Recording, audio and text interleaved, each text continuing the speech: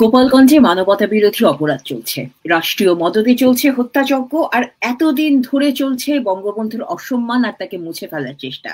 আর একই সাথে 5ই আগস্ট থেকে শুরু হয়েছে আওয়ামী লীগের ওপর গণহত্যা। এইসবের মাঝে আপনারা বারবার একটা শব্দ শুনবেন। হ্যাঁ, বারবার শুনবেন মুজিববাদ, মুজিববাদ, মুজিববাদ। ইতিবাচক অর্থে শুনবেন কি? না, শুনবেন মুজিববাদ ধ্বংস করে ফেলতে হবে, একে কবর দিয়ে দিতে হবে। মাহফুজ আলম, আসিফ মাহমুদ, নাহিদ ইসলাম, হাসনাত আব্দুল্লাহ, সার্জিস আলম, আমাদের সেই 24-এর নেতা, তারা বারবারই খুব কুৎসিত ভাষায় বারবার বলে এসেছেন মুজিববাদকে গুড়িয়ে দিতে হবে, মুজিববাদকে কবর দিয়ে দিতে হবে। এই শব্দটার প্রতি তাদের আসলে এত কিসের ভয়? সব ক্ষমতা নিয়েও 32 নাম্বার পুড়িয়ে দিয়েও তারা এত ভয় পান কাকে? একটা মৃত মানুষকে তার সাথে জড়ানো একটা শব্দকে নিয়ে এত আতঙ্ক কিসের তাদের? আচ্ছা, মুজিববাদ কি? মুজিববাদ হলো পাকিস্তানি নিপীড়নের বিরুদ্ধে পৃথিবীর শক্তিশালী দেশগুলোর বিপক্ষে ঋজু হয়ে দাঁড়িয়ে শোষণমুক্ত সমানাধিকারের আত্মমর্যাদা সম্পন্ন আর সম্প্রীতির বাংলাদেশের যে লক্ষ্যকে সামনে রেখে আসমুদ্র মানুষকে তিনি এক করেছিলেন, বঙ্গবন্ধু এক করেছিলেন যেই দর্শন দিয়ে, সেই দর্শনটাই হলো মুজিববাদ। 1972 সালের 10ই জানুয়ারি বঙ্গবন্ধু দেশে নামলেন আর প্রথম জনসভাতেই ঘোষণা করলেন, আমি তোমাদের ভাই, তোমরা আমার ভাই। এ স্বাধীনতা আমার পূর্ণ হবে না যদি বাংলার মানুষ পেট ভরে ভাত না পায়। এই স্বাধীনতা আমার পূর্ণ হবে না যদি বাংলার মা বোনেরা কাপড় না পায়। এই স্বাধীনতা আমার পূর্ণ হবে না যদি এদেশের যুবক যারা আছে তারা চাকরি না পায়।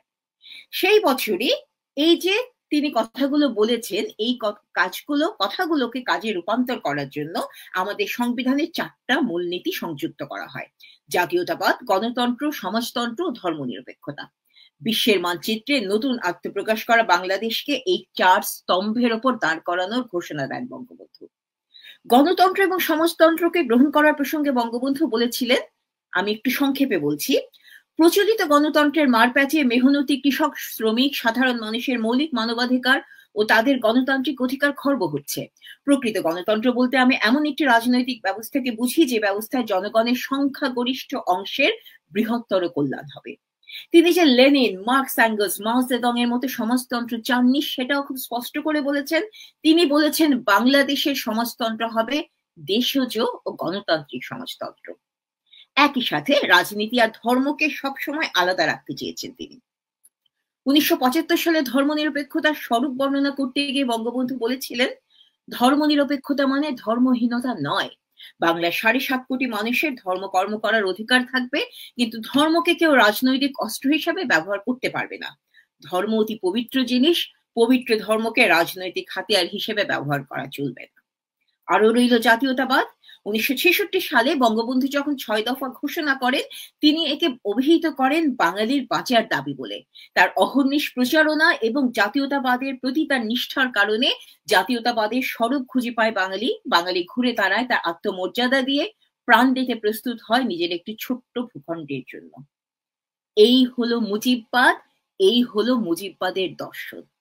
এক সাক্ষাৎকারে বঙ্গবন্ধু বলেছিলেন, আমার উপযুক্ত মতকে অনেকে বলছেন মুজিববাদ, নামকরণের প্রতি আমার কোনো মোহ নাই। আমি চাই আমার চিন্তাধারার বাস্তব রূপায়ণ, আমি চাই শোষণমুক্ত গণতান্ত্রিক বাংলাদেশ, চাই আমার স্বপ্ন সোনার বাংলা নির্মাণের পূর্ণ বাস্তবায়ন। এই হলো মুজিববাদ। এখন যেই বাংলাদেশ এই রাজাকার, এই অবৈধ সরকার, এই কিশোর গ্যাং এনসিপি বানাতে চান, বঙ্গবন্ধুর মুজিববাদ তাদের দুঃস্বপ্ন হবার কথা না? তাই হয়েছে। 2024-এ বাংলাদেশে যেটা হয়েছে সেটা হলো একটা কালার রেভলিউশন। ধুরন্ধর উচ্চাভিলাষী কয়েকটি রাষ্ট্র ছলে বলে কৌশলে হটিয়ে দিয়েছে দেশপ্রেমিক একটি সরকারকে। বাংলাদেশকে তারা আসলে একটি ব্যর্থ দুর্বল রাষ্ট্র করতে চায়, যেখানে ধর্ম হবে রাজনীতির মূল নিয়ামক, যেখানে দেশের অর্থনীতি বলুন, রাজনীতি বলুন, সেসবের প্রত্যেকটি নিয়ন্ত্রণ থাকবে বিদেশি বেনিয়া প্রভুদের হাতে। আর তাদের দরকার দেশে একটা গৃহযুদ্ধ পরিস্থিতি। এখন এই যে আমরা মুজিববাদের কথা বলছি, সেই মুজিববাদের বিরুদ্ধে আজকের সরকার, তারা যে কোনো কিছু করতে প্রস্তুত, তারা নিরস্ত্র মানুষকে হত্যা করতে প্রস্তুত, তারা আওয়ামী লীগের নাম করে যে কাউকে আটক, গ্রেফতার, অত্যাচার করতে প্রস্তুত। এই যে ডিপ স্টেটের একটা প্রচেষ্টা, এই প্রচেষ্টা কি শুধু 2024 ছিল? না, এই প্রচেষ্টা শুরু হয়েছিল 1969 সালে, যখন বঙ্গবন্ধুকে প্রস্তাব করা হয়েছিল বঙ্গোপসাগরের একটি দ্বীপে মার্কিন ঘাঁটি করতে দিলে তিনি পুরো বাংলাদেশ পাবেন। তখনকার অবস্থাটা একটু চিন্তা করুন। আগরতলা ষড়যন্ত্র মামলা শেষ হয়েছে কি হয়নি, বছরের সিংহভাগ সময় তিনি জেলে কাটান, লড়ছেন পশ্চিম পাকিস্তানিদের বিরুদ্ধে এক অসম লড়াই।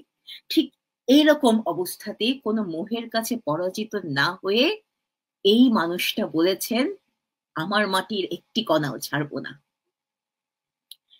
একই ঘটনা ঘটেছে 1974 সালেও।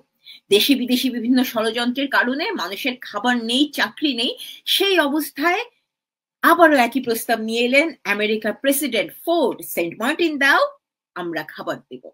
ফোর্ডের অফিস থেকে বঙ্গবন্ধু রেগে বেরিয়ে এসে বললেন, আমার দেশের মানুষ যদি না খেয়েও থাকে আমি দেশ বিক্রি করব না। এই হলেন শেখ মুজিব, এই হলো মুজিববাদ। যে কোনো সময়ে যে কোনো পরিস্থিতিতে মাথা উঁচু করে চলার নাম মুজিববাদ। একেই রাজাকার সরকার আর তার মিত্ররা ধ্বংস করতে চায়, কারণ বাংলাদেশ দাঁড়িয়ে আছে মুজিববাদের ভিত্তির ওপর। এই ভিত্তির ওপর তাদের এত ক্রোধ। তারা জানে আমেরিকার সাথে ইস্ট ইন্ডিয়া কোম্পানির মতো যে চুক্তি তারা করতে চায়, করিডোরের নামে বাংলাদেশের যে সার্বভৌমত্বকে তারা বিক্রি করে দিতে চায়, এই দেশকে বানাতে চায় পাকিস্তানের প্রেতাত্মা, আর আফগানিস্তানের মতো একটি তালেবান রাষ্ট্র বাংলাদেশে এক বিন্দু মুজিববাদ থাকতে এটা কোনোদিন হবার নয়। শেখ হাসিনা এই মানুষটারই সন্তান। আওয়ামী লীগ এই মানুষটার শক্তি আর সাহস বুকে ধরে চলে। গোপালগঞ্জ আর টুঙ্গিপাড়া এই মানুষটার প্রতিচ্ছবি। মুজিববাদের যেই কয়টা চিহ্ন বাংলাদেশে অবশিষ্ট আছে, যেই কয়টা প্রতীক এখনো বাংলাদেশকে একটা আদর্শ রাষ্ট্র হবার বাতিঘর জ্বালিয়ে রেখেছে, গোপালগঞ্জ তার একটা। এই জন্যই গোপালগঞ্জের উপরে তাদের এত রাগ, এত এত রাগ। আপনারা যেই দলের সমর্থক হোক না কেন, আপনারা লাল দলই হন না কেন, আপনারা একবার নিজেদেরকে প্রশ্ন করুন তো, 16ই জুলাই আসলে গোপালগঞ্জে যা ঘটলো তাতে গোপালগঞ্জের মানুষের দোষটা কোথায়? যেটা এতদিন ধরে ছিল জুলাই পদযাত্রা, তা হুট করে হয়ে গেল মার্চ টু গোপালগঞ্জ। সেখানকার বাসিন্দাদের মনে এখনো তরতাজা হয়ে আছে 32 নাম্বার পুড়িয়ে দেবার ঘুরিয়ে দেবার স্মৃতি। এরই মধ্যে এরা একের পর এক বলেই যাচ্ছে, ফেসবুকে পোস্ট দিয়েই যাচ্ছে, তারা কি করে সেদিন মুজিববাদের কবর রচনা করবে, তারা কি করে সেদিন আওয়ামী লীগকে গুড়িয়ে দেবে, কি করে তারা সেদিন টুঙ্গিপাড়ায় বঙ্গবন্ধুর সমাধি তারা ধ্বংস করবে। গোপালগঞ্জবাসী কি তার সন্তান শেখ মুজিবুরের সমাধি রক্ষা করবে না? করবে তো, তাই তো করেছে তারা। আপনারা মনে রাখুন, মনে রাখুন সেদিন নাহিদ সার্জিস নামের রাজাকারের বংশধরেরা মঞ্চে ওঠার আগে 4টা মানুষ লাশ হয়ে গেছে। আমরা দেখেছি সেনাবাহিনীর সদস্যরা বলছেন শুট কর, ডাইরেক্ট শুট কর।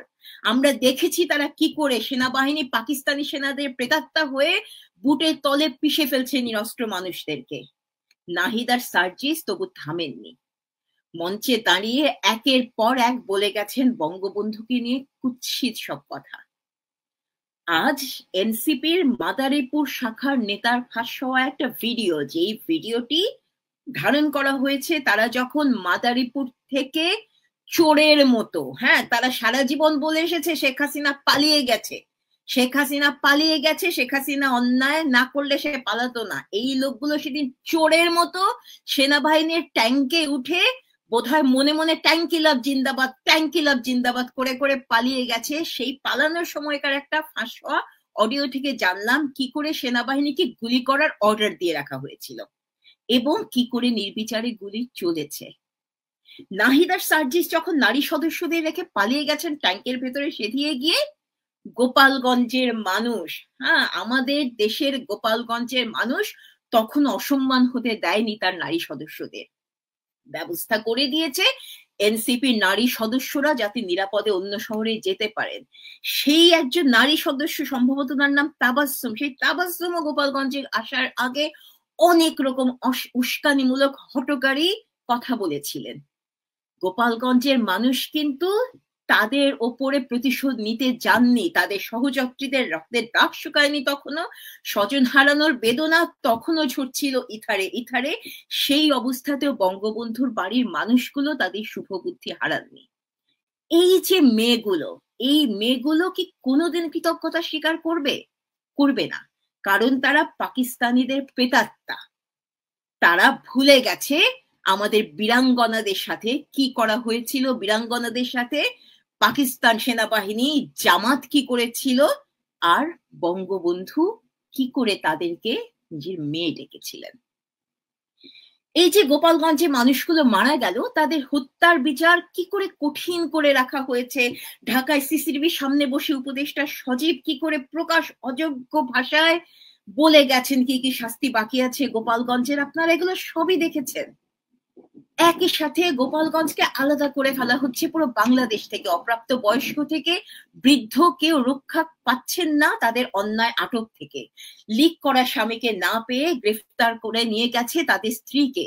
এমনকি এনসিপি সফরের আগেই গোপালগঞ্জে আসলে ফিলিস্তিন নেমে এসেছে, গাজা নেমে এসেছে। কতজন যে মারা গেছেন, কতজন যে আহত, কতজন যে আটক, আমরা কিচ্ছু জানি না, পুরো বাংলাদেশ কিচ্ছু জানে না।